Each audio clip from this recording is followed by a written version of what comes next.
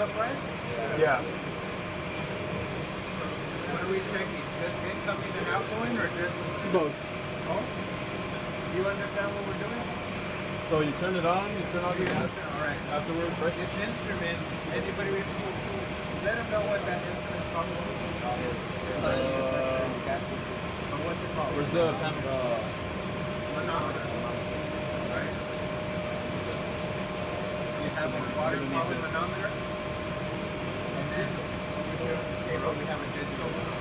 So two different types of tools, two ways to check it.